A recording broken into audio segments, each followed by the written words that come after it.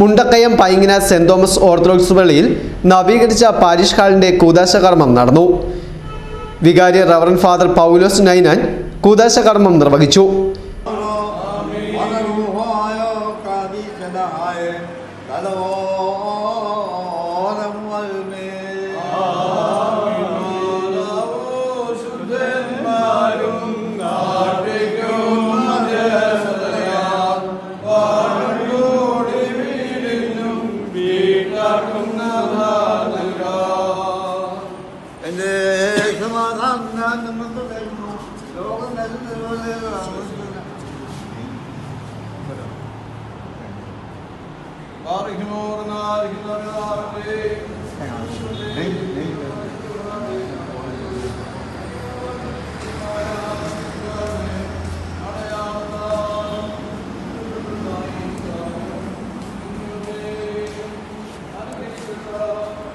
Reverend T K George cor episcopa, trustee P Raju Poykayil, secretary Moncy Jacob Eerayil എന്നിവർ കൂദാശ കർമ്മത്തിന് നേതൃത്വം നൽകി.